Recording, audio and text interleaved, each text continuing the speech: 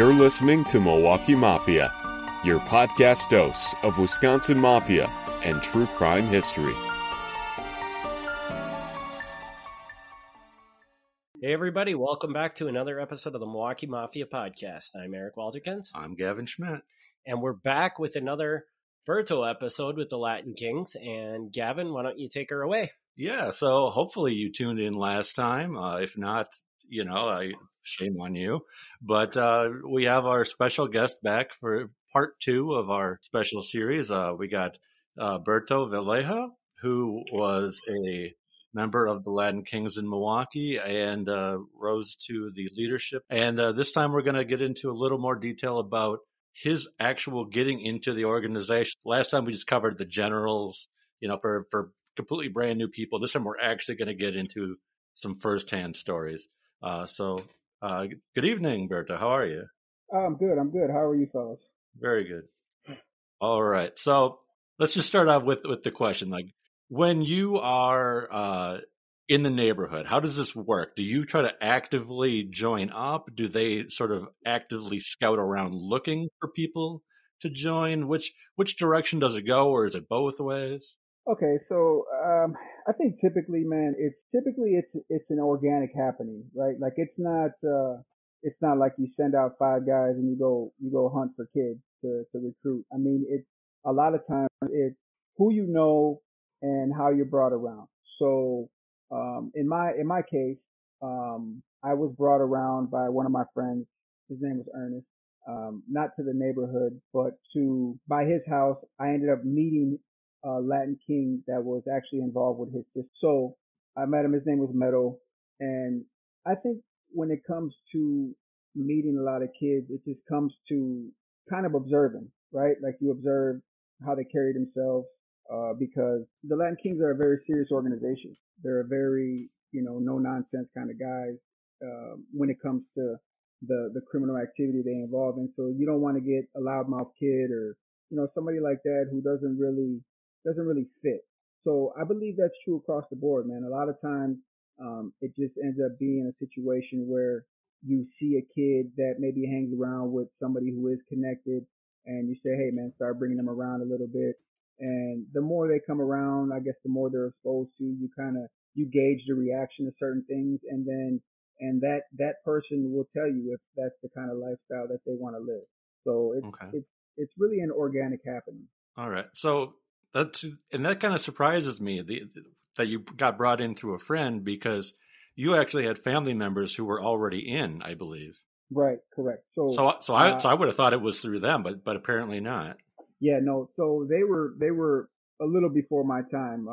My older cousin was he was Chicago, the chapter I mentioned in the last episode, and so he ended up actually, believe it or not, he ended up cooperating. So my standing with the Latin Kings right out the gate was not good.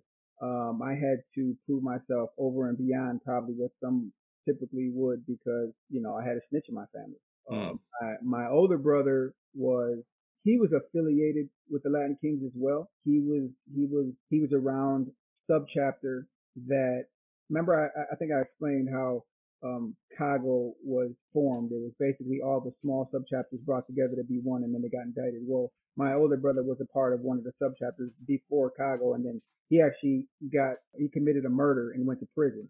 So before that Chicago happening, he was already gone. Okay. So long story short, no, I didn't get introduced but by my family. I seen it, but I was too young. And then, I grew up in, kind of a dysfunctional household, man. But my father was a man of a lot of morals, and he hated gangs. So I was basically a rebel and a renegade. It happened differently for me. Okay. Yeah, that's interesting. So then how do you go from just being like, somebody sees you to then actually becoming a future? And for people who don't know, a future is basically like a prospect, somebody who isn't a member yet, but is potentially a member. How do you reach that step? So that's a complex question, but so like I said, man, basically how you're viewed by the members when you meet them is going to go a long way. First impression is is key, and then I think throughout the process of you being around them, obviously they have internal discussions and they decide, listen, is this guy somebody that we can bring in and trust? Is this guy worth bringing in and trusting? And then when they decide that, you know, sometimes the question is posed from them, and sometimes the question is posed from the future. You know, the future Latin King might say, hey, man, listen, I love this. I want to be down with you guys.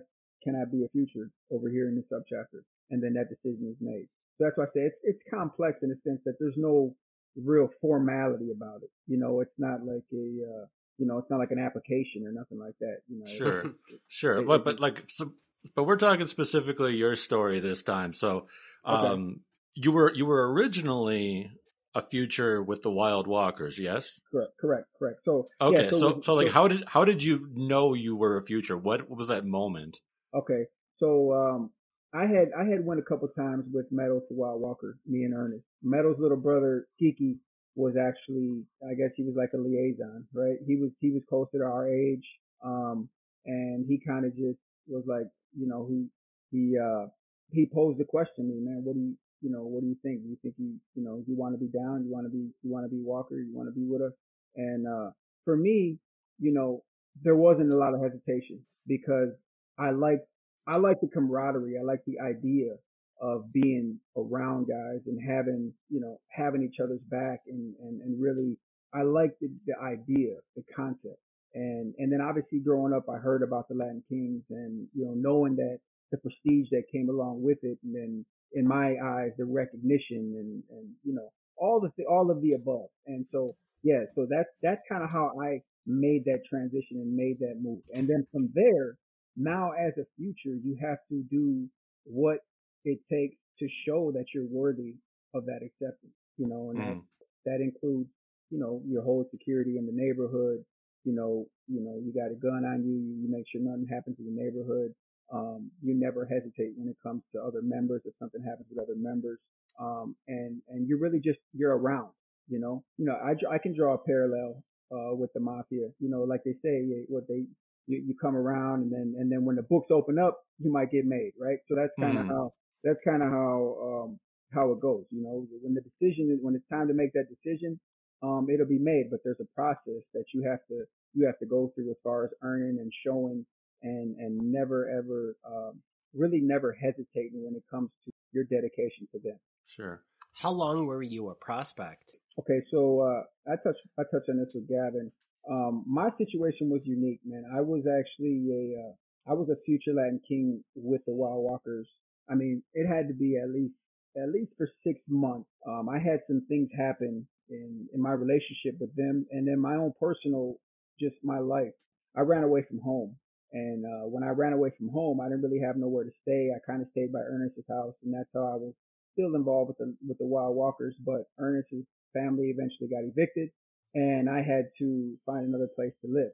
So I ended up linking up and moving in with somebody I knew. He was from 19th Street. He was 19th and Lincoln. I knew him as a kid. Like we all played. We were in the same football leagues and baseball leagues. And Milwaukee, the South Side is the biggest, smallest place in the world, man. So a lot of times you know guys.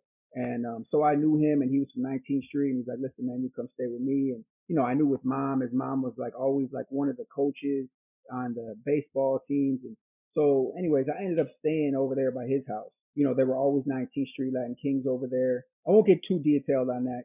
I'll save some of that. But ultimately, the best decision for me was to become a 19th Street Latin King because that's who I was around every day in, day out at that time. I started living there, and I actually ran into a situation where I was soured on the Wild Walkers. A couple events had happened, and I didn't feel the love from them anymore. So I made the decision to transition and become a 1-9 future. And I wasn't a future for 1-9 too long because during that decision making process, I became really good friends with the guy I moved in. His name was Chico, and his older brother's name was Pelon. And I became really good friends with Pelon, and he was the enforcer at 19th Street. And he told me that if I transitioned and I came to 19th Street, he would make me a Latin King, fairly soon, because I explained to him, listen, man, I've been a future over here on Wild Walker for 9 months now, 6 to 9 months. I don't want to have to start that process over. He's like, no, listen, everybody knows about you. Everybody knows you. Everybody likes you. You'll be good. And so that's how I ended up becoming 19th Street. I'll leave it up to Gavin if he wants me to get into more detail on exactly how that happened. Well, I don't know that we need to. I don't know if we need to get into a lot of detail, but I think I think people are going to wonder: did they have to clear it with the walkers? I mean, I know you're all kings, so you're all equal more or less. But after you've already been tapped by one group, does 19th Street have to clear that? Right. So, okay, so that's a good question. That's a really good question, actually. And there's a gray area, and it gets muddy, right? I guess the the the best way to kind of explain it shortly is I wasn't a made member of the Wild Walkers yet. I was still a future, so I was still Hmm. kind of free game, right? I was like a free agent. Um, yeah, I went in and had a couple meetings. Basically, if you look at it in football terms, if I'm a free agent on the market and I went and had a couple meetings with a team, I didn't necessarily sign to them yet because I was never a made member. So that being said, I was able to go and sign with 1-9. Okay. Now, is there sour feelings involved behind that? Sure, there was, and I was treated a little differently at first, but at the end of the day, like you said, I became a Latin King. So their crown was as big as mine. Now I like to use that saying. I used to tell guys that all the time. Listen, I got the same size crown as you, man. I didn't believe in treating a bunch of guys different if we were all Latin Kings.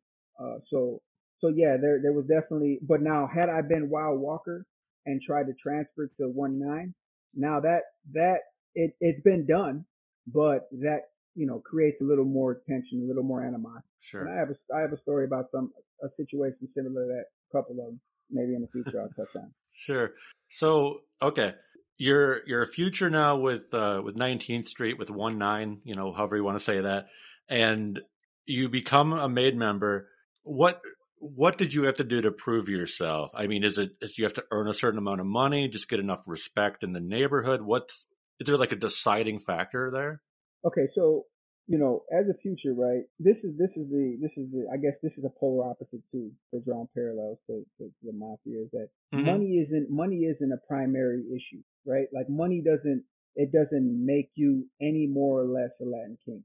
So money is really more about convenience. The main thing that brothers, right, that the brotherhood is about is simply that is the brotherhood, the loyalty, and really just your ability to show you would do anything for the man standing next to you. You take the shirt off your back for somebody. If you got $1, you split it in half. That was it about. That's what it was about. If we got into a fight, I'm the first one to swing because I don't want nothing to happen to you. Those are the things that you show over time. If there's an issue and I got the gun, I'm the first to shoot. I'm making sure that you're protected. Those are the things that go the farthest when it comes to proving yourself. Because I mentioned to you this before, Gavin.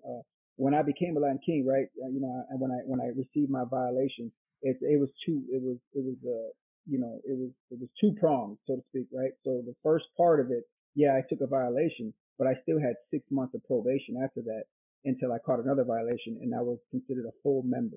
Hmm. So you have that time frame where they're still filling you out, and they could technically still vote you out of the equation.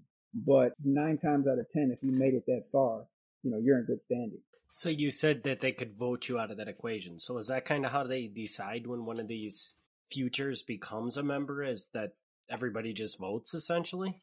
That's the fair way to do it, right? And one thing you'll learn as we conversate is that there's the way you're supposed to do it, and then there's a way that a lot of people do it, which is depending on who's the Inca, depending on how they feel that day.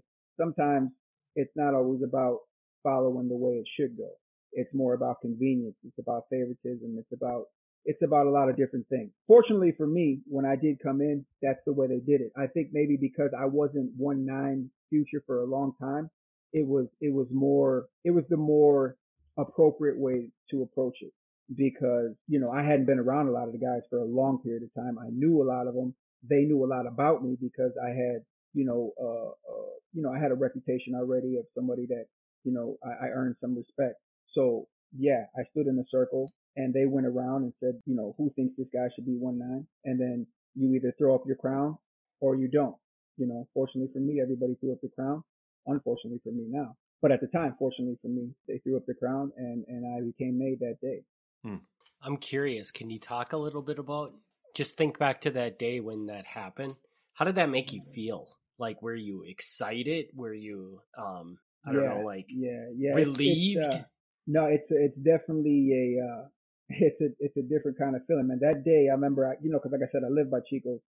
It just so happened that day, the meeting or the demo as it's called, or junta, it's a bunch of different, got a bunch of different names, code names, right? But it happened to be by Chico's house in the basement. Now, unbeknownst to me, I didn't know it was going to happen, right? Because I'm not a member, I shouldn't know. So I was just upstairs. The meeting was happening in the basement. There was a little bit of irony going on at this time. I was actually dating Champ's little cousin.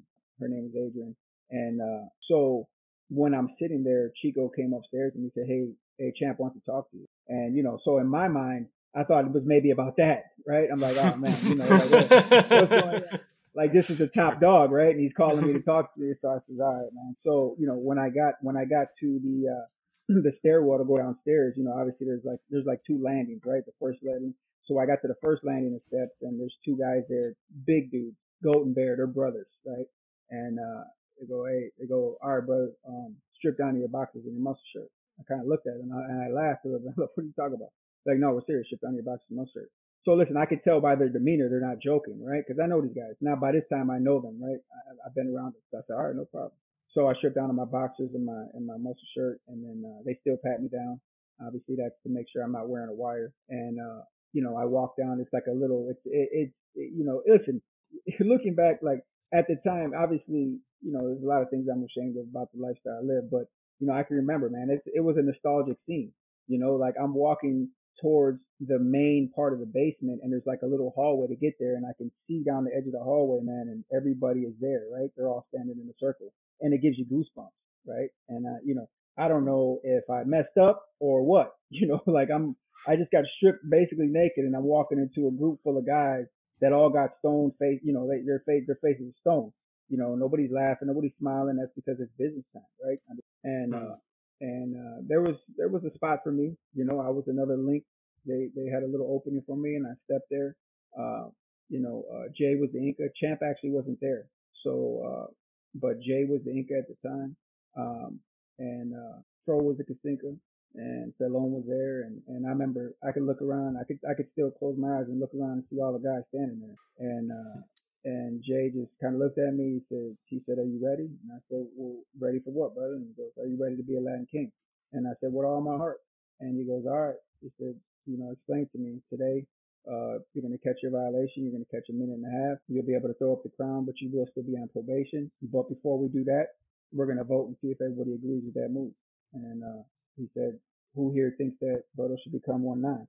And everybody threw up the crown for me. And it was a good feeling, man. I looked around, I smiled at everybody, and they said, "All right, what is how it goes, man? You just step in the middle. I'm gonna put 3 people on you, and we're gonna start the timer. If you fall, we stop the clock, we get you back up, and we continue.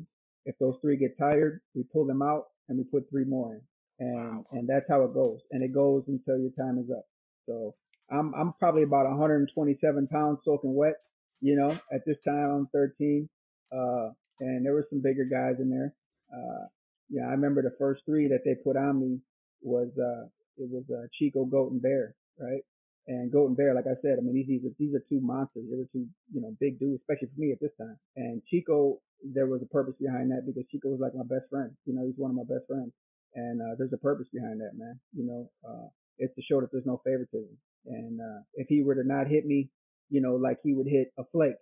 A flake is any rival to a Latin king. If he were to not hit me like that, then they would put him in the circle next. So there's no favoritism, and the symbolism behind the violation is basically, you can look around the room and know that everybody took that to be there.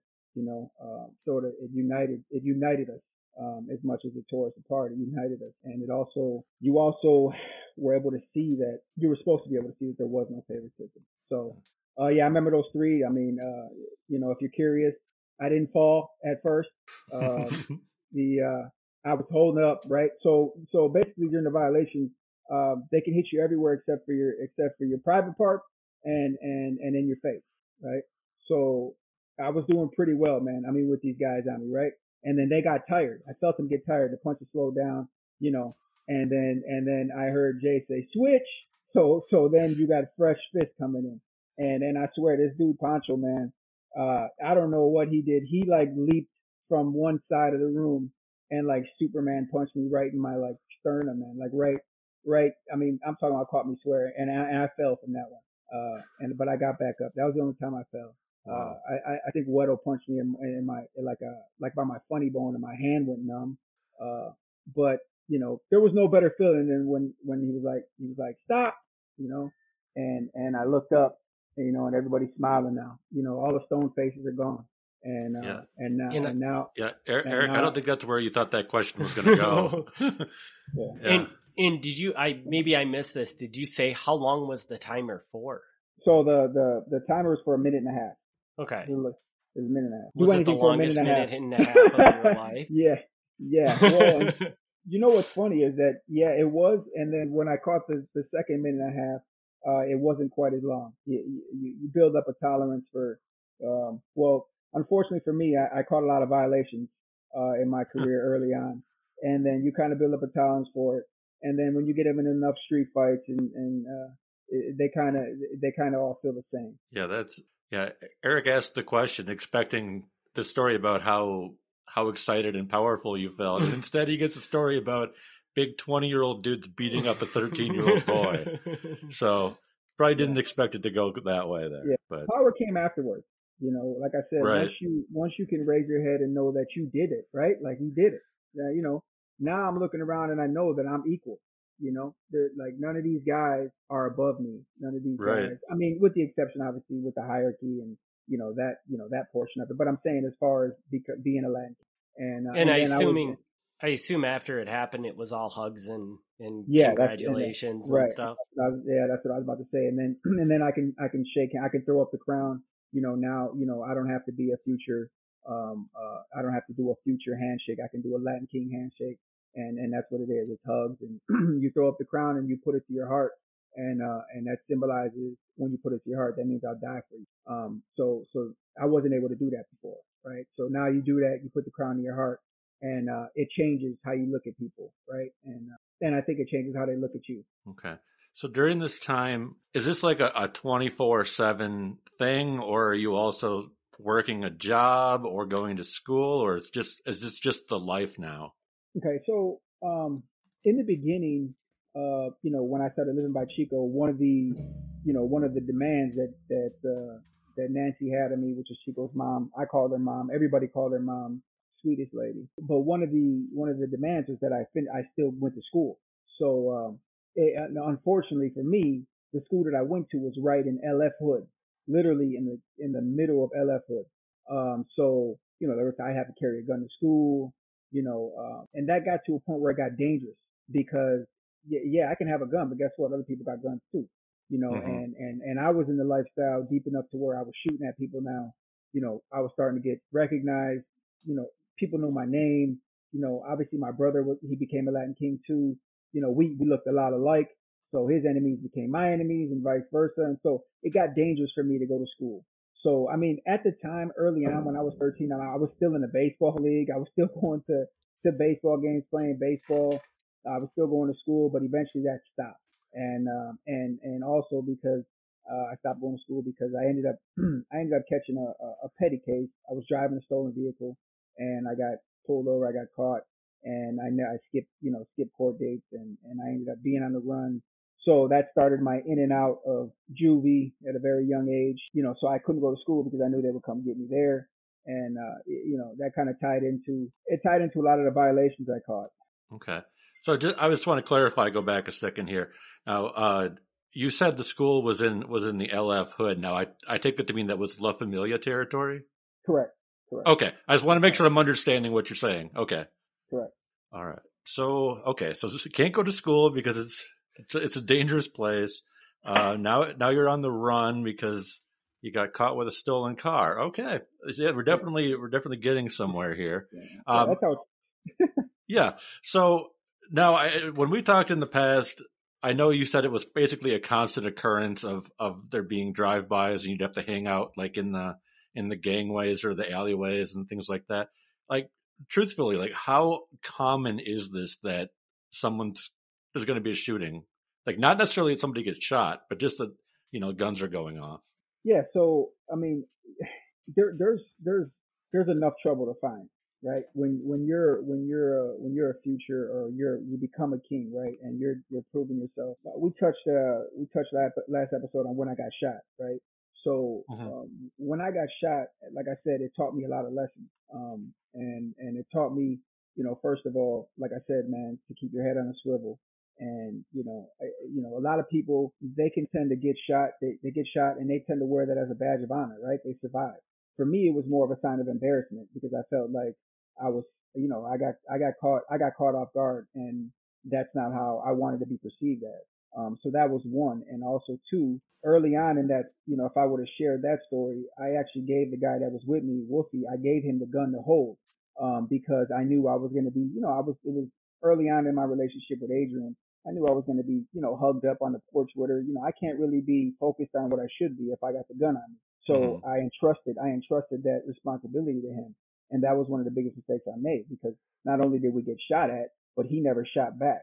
So to me, from that point on, I was really conscientious of who I trusted to give a gun to. If I had it, I kept it. And so as far as the commonality of shooting, I mean, listen, man, we walked everywhere.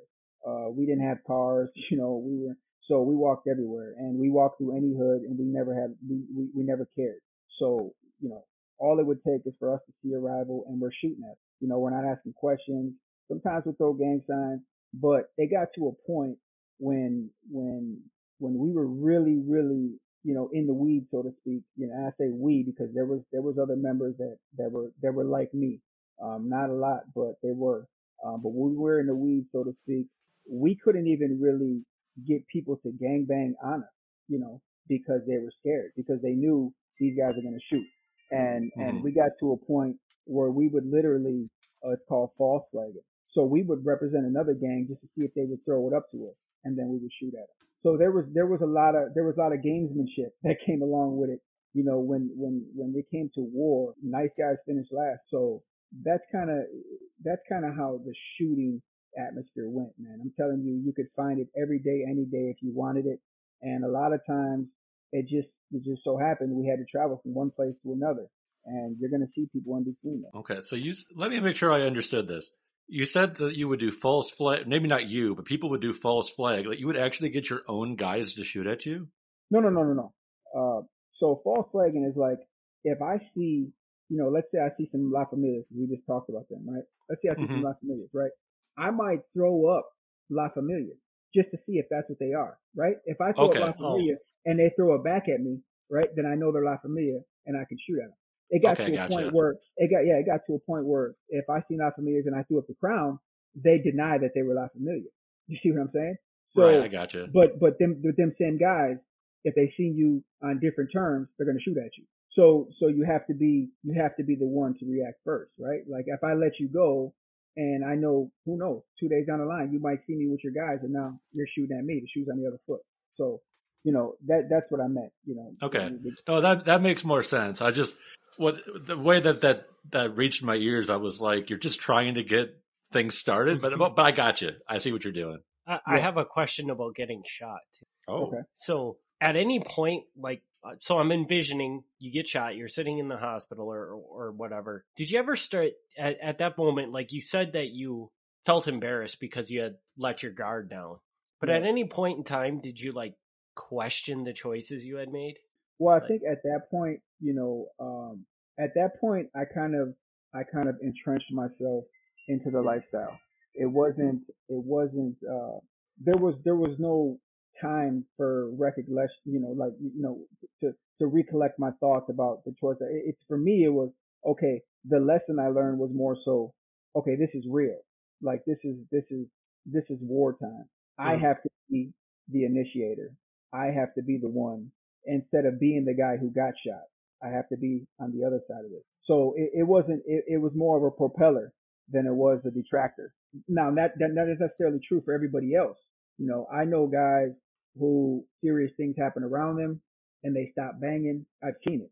I've seen it. I've seen it numerous times. It changes people. So I understand what you're saying, but for me, that wasn't a deterrent.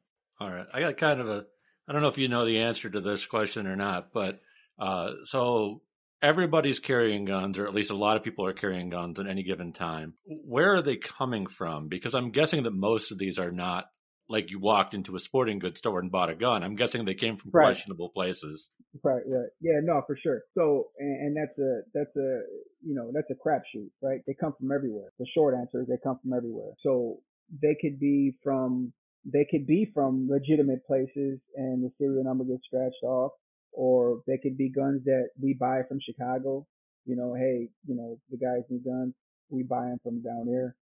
We could buy them from different parts of Wisconsin. Obviously, some parts of Wisconsin are more known for shooting. Mm. So it's there's a number of different places that we could get them from. Now at that time, obviously, I was only 13, so I didn't have connections like that. I was entrenched in the lower level gang activity. And it was the responsibility of the leadership and the guys up top to make sure that we had the gun to be in the street with, and they did a good job of that. So I can't say exactly where a lot of them came from, but I know Okay. as I grew and I got into the ranks, it was just happening, right? Like it was just, hey, I know this guy's got a gun. You want to buy it? Okay, yeah. How much does he want? That's simple. Okay. Yeah. See, I'm just kind of curious because the way we've been talking up to this point, it's a very small insular community, and I'm guessing you have to get a lot of things from outside of that community, whether it be Yeah. guns or drugs or whatever it is. And so I was Right. kind of curious where all these, where the links are. Right, yeah, and then like obviously the guns are a little more challenging, but like bullets, I mean, yeah, now bullets you just get somebody in the family, somebody in somebody's family to go to any gun store and buy bullets. That's not a Right. big issue because you don't have to, you don't have to put your name down for nothing. Just go in there and get 9 shells, and there's not an issue. Okay. So going back again, you were talking about how you got caught with a stolen car. Were you was that just like a joyride, or were you actually like involved with some sort of a chop shop, or? No, yeah, see, at that time I was still, and that's when I was still Wild Walker. It was basically, I didn't even steal the damn van. It was a car. This is what pisses me off, right? Like it was a car. It was actually, I actually got it from somebody. I went to an alternative school. The one alternative school I went to in left Hood. Obviously, you know what alternative school is. Everybody there is a troublemaker, right? Mm-hmm. So one of Sure. the guys there had the van, and he's like, "Yo, you want to take it? Like, you can take it." And like some of the guys at school outside of the Kings I used to hang out with, I used to hang out with non-members. I have no problem with. Yeah, it wasn't like because I was a Latin King I couldn't hang out with nobody else. So or a future I couldn't hang out with nobody else. So I hung out with other guys, non-members. Yeah, so we would like smoke weed, and we would just use in the van to smoke weed, and we would transfer, like bring people to parties and stuff like that, and we ended up keeping it. That was the mistake we made, and we were driving it like it was ours. You know what I mean? And I'm 13. I'm parking at places, going and getting it like like I got the title. And it just so happened one day, what this is where I sound even stupider. But part of the front end was smashed in. So I mean, when we're driving, cops seen it, pulled up behind us, ran the place. Obviously, seen it was a stolen car, and we got pulled over. So that's kind of how that went. Okay. It was just a once off. Okay. So it wasn't even like you stole a car. You just happened to be using one for a while. Exactly. I didn't even know how to steal a car. You know what I mean? Like Yeah. I don't know how to hotwire a car. You know what I'm saying? But Sure. yeah. Okay. So you've become a made member of the Kings. You're 19th Street. Kind of like what is your role as before you're in any of like the hierarchy, when you're just a day-to-day member? What is your role? What do you do for them? So so the short answer is that there's really there's no major responsibility.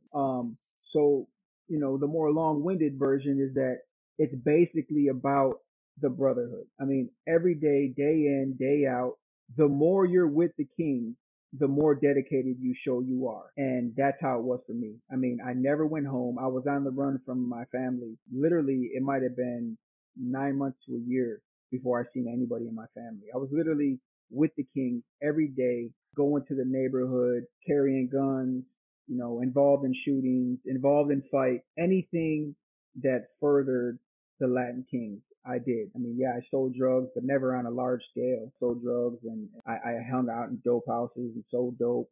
But the means to the end for that was just to have money to party and hang around with the king. So that right there is the job description. And the more you're around, the more instances you have to prove that you're dedicated and you're loyal. And that's kind of how I propelled myself was, I always had a gun on me. I did my best to follow the rules. I Okay. caught a lot of violations, but they were for dumb stuff, what I mean, that I was really out of my control. I mean, I used to catch violations, sometimes on a weekly basis because I wasn't going to school, right? Well, Sure. I told you I was on the run. I couldn't go to school, right? So you try to explain that, falls on deaf ears. So you still catch a violation. So I mean, just that's what it is. The day-to-day operations is more about a lifestyle. It's not like a to-do list. Okay. You just live it. You know what I mean? All right. Okay. So I'm going to make a really dark turn here. What was the first time that you saw somebody actually die, like get shot or beat or stabbed or whatever it was? Okay. Yeah. I'm sorry. I mean, I don't mean to. I don't mean to throw that on you no, like that, but no. Yeah. So I mean, it's kind of it's twofold, right? Do you want the first time that I actually seen it firsthand, or the first time that it happened to me in my life? I mean, with regards to the Kings, because I had a member die. He was a wild walker. Man, these are one of the. It was actually one of them times where I was telling you it changes people. But I actually had sure. a member, and he was actually the Inca of wild walker when I was around him, and so that was the first time I experienced it, not firsthand. He actually, he got into a car accident. It was an intentional car accident. Some MLDs, which is the Maniac Latin Disciples, they ran into him, and I mean, this is the version that I heard, the story that I heard, and they stabbed him, and he died from his wounds. So that was the first time that it happened to me as a member, right? And it breaks you down because I liked the guy, like he was one of the guys that I really really liked on Wild Walker. So that was the first time that actually, was in the circle. Now, as far as me physically seeing somebody shot, well, the one that sticks out the most, I mean, there's probably, one before this, but the one that sticks out the most is, my friend Black Cat got killed. Black Cat was he was actually the first full-blooded black 19th Street Latin King. Um, so there was, there's a lot there, right? And but he was one of the guys I was telling you about. He was in the weeds kind of guy. He was a shooter, definitely lived by the gun, and he died by the. I did shootings with him numerous times. And the night that happened, it was just a normal night. We're all partying. We were at this guy's family's house. Everybody's drinking, and he just went to the corner store. Him and Joey. They went to the corner store to get some blunts so we can smoke. And he ended up seeing a cobra there. And when he went around the back of the building, I guess the cobra went on the other side. They didn't, unbeknownst to them, and he shot at him from kind of down the block a little bit, and lucky hit him right in the head. They came back and they told us, "Oh, Black Cat's dead." I didn't believe it. I was just with the guy. I ran over there. I seen it. And I mean, I'm devastated. Yeah. You're still a friend. Yeah. Yeah. I mean, I know. It's. I don't mean to take that as in a darker, seriouser way, but I'm no, kind of but that's the reality of the life. right. That's the part that they don't tell you about. Right. And then And but I do have a follow up to that, which isn't as dark, I promise.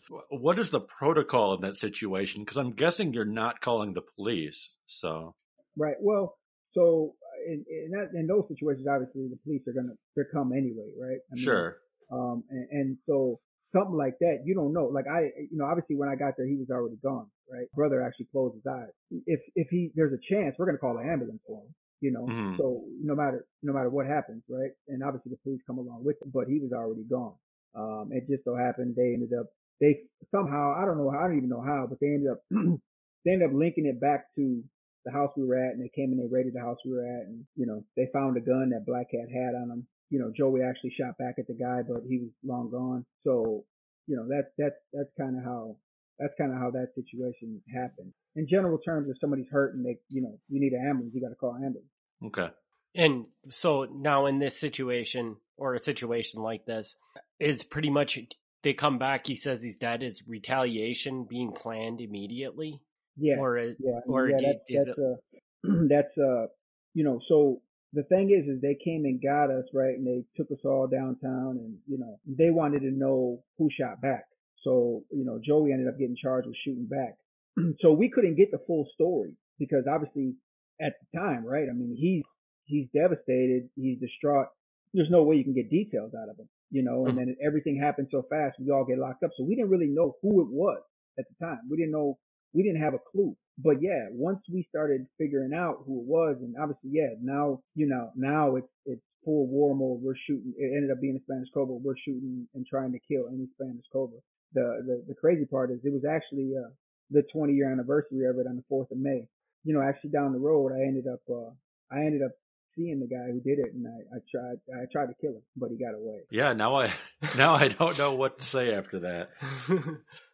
So that's the kind of content you guys signed up for. No, I know, but like you've listened, we're sort of lighthearted about the way we treat things, but for you, it's real, Yeah. No, listen, but I'm in a better place, so I understand the worth of these kind of things, and I understand that the reasoning, behind it. So I got no problem being lighthearted. I mean, obviously something like that, you can't laugh that off, right? But, Right. Yeah. But with regards to the lifestyle, I mean, I'm really, really, I joke about it a lot, just because, I can joke about myself. I got no problem with it. I was a dumb kid. And then just a lot of stuff, I think about a lot of the inner workings of how childish we were. We made things out to be so big when they weren't, if that makes Sure. sense. Sure. So yeah, I got no problem with the lightheartedness of it, and I hope the viewers can see the transition in both. So when we talk next time, we're going to talk about when you got more into the leadership position. So maybe we can kind of like fade out what happened that the leadership positions opened. Okay, so I gained a lot of respect, like I said early on, and I ended up being really close friends with the Inca around the time that the position opened up. So there was a member that was a Casinca. His name was Fro, and his leadership was in question because he wasn't always around. He was like going up north. That's a whole nother segment I can get off onto. But he wasn't, constantly in the hood, and he wasn't constantly available for decision making, and so he kind of got stripped of his position by the Inca, and the Inca at the time was a guy named Snuff, and he was like one of mine and my brother's best friends. He was always around him, and so at that time, Snuff was like, well, listen, let's put up a vote, and basically what it is everybody just votes on a piece of paper, and and whoever comes up with the most votes, it's an anonymous, you don't know who's who, and whoever got the most votes, they gain a position. Obviously he could have did it differently. He could have just appointed me, but he didn't, and I ended up becoming a Kasinka at that time. So I was 15. So all the guys voted for me. I mean, I was humbled. Obviously, I'm younger than 90% of these guys, and I took the position very seriously. Shortly after that, not too shortly, but shortly after that, Snuff ended up, he ended up getting locked up. So naturally, I step up, I have to be the Inca. Now I'm 15, right? So I felt it was best, and a lot of the members felt it was best. Let's revote. Let's revote. Let's fill these positions. Let's make sure we got the right guys that everybody wants up top. And I ended up still being voted as the Kasinka. Mondi ended up being the Inca. So I maintained that position. It wasn't a fluke, so to speak. Hmm. So yeah, that's kind of how that happened. Guy got Okay. stripped, and then after that it was guy got locked up, and you got to make a decision. Sure. One more question for you. I'm just really curious. When you look back at this time, do you remember anything and like kind of miss that from your life now? Or when you look back at it now, does it all seem like I should have never been involved with that? Eric, you keep sounding like you're really jealous or something the way you ask these questions. No, I'm And just curious. I think it's twofold, man. I think I miss the relationships that I had with the guys. You know, I built a lot of strong bonds, but I don't miss, and I am ashamed of the decisions that came after that. So like I said early on, man, you can't replicate the feeling of people showing you respect like that, man. You can't replicate the feeling of people showing you love that type of way, literally willing to die for you, right? Um, but at the same time, the things that we did, the things that we were involved in, are beyond shameful, man. I don't, I'm not the kind of guy. I'm gonna stand up for the people that I love still to this day. I'm never gonna run from nobody that's trying to harm people that I care about. But I don't condone the type of senseless things that I was involved in. So it's hard, and it's very, very true on both ends, Eric. Both ends are really, really strong feelings. Yeah, so yeah, I don't think we're used to having quite such serious topics Topics, around yeah. here. But anyway, yeah. Well, So listen, man, listen. I can tell you about how I mean all the jokes. I mean, listen, life wasn't like, trust me, life wasn't all straight faces, man. We joked so much, man, and I mean we had so much fun. I mean we had a lot of fun, and that was the distinction too between Wild Walker and 1-9 is, a lot of the Wild Walkers were, stone faced guys, always wanted to be serious. 1-9 was the joke squad, man, and I'm talking about pranks. I'm talking about, we did it all, man. So I mean, I could touch on that at some point if you want me to, but trust me, it was not all gloom and doom. okay. And do you think it's possible to have the kind of relationship with another person that you had with some of these guys? Or was it just the atmosphere that you were in, the fact that you were literally together all the time, that just can't be really be replaced? No, I mean, I think I can, because like my personality and the way I was brought up, you can't just turn feelings off, right? Like I'm organically, I cling to people like that. If I consider you a friend, I wholeheartedly consider you a friend. I'd be willing to go to the utmost to do whatever for you if you needed something from me. So I still believe it's possible. Obviously, it's a little different because trust has been tarnished in my life, and I think that that's something obviously we're gonna have to touch on. About how loyalty changes, and so it's definitely, the wall's a little higher, but I'm still, yeah, I still have faith that there's people that I may meet, or that, maybe some I know now that I consider, really, really close friends. All right. So we are out of time, so we're going to wrap it up. But this has been the second part. There's actually going to be 2 more parts yet. So when we come back again, we're going to pick it up where now Berta's in a leadership role, and we're going to follow it until the indictment, the moment that this all kind of collapses. So it'll probably be serious again because, spoiler alert here, people do die. And I don't think I'm giving too much away to say that, at least one person was killed by Berto himself. So, we will have to, we will have to touch on that. It's unavoidable. So I'll be back in 2 weeks for that. Berto, thank you so much for sharing this story and being so open and honest with us. It's a one of a kind look for sure. Yeah, no problem. And I mentioned to you, man, I really hope that whatever somebody can get from this, that they get it, with a genuine heart, with this kind of platform. If I can provide clarity, perspective, if at the end of this there's some sort of inspiration in it, whatever I can provide, man, I'm hoping that it comes across as genuine. And I think you've done a very good job of that up to this point. So Yeah, absolutely. yeah. All right. We'll wrap this episode up. We will be back next week with another Patreon episode, and in 2 weeks with a regular episode. Gavin, hit him with any contact info. Sure, as usual. You can reach me at MilwaukeeMafia.com, MilwaukeeMafia@gmail.com. I'm on Facebook, probably other places I don't even know I'm on. If you want to reach Eric through me. If you want to reach Berto, you can probably reach him through me too. You know, who knows? Maybe there's a question that you have that we've completely missed. So feel free to reach out. Berto, thank you again. I mean, really, truly. I mean, I know you're the one that reached out to us, but I can't thank you enough for this opportunity. So thank you for that. And thanks everybody for tuning in. We will be back in 2 weeks. All right. Thanks for tuning in to the Milwaukee Mafia podcast. Join us next time for another look back at Wisconsin Mafia and true crime history.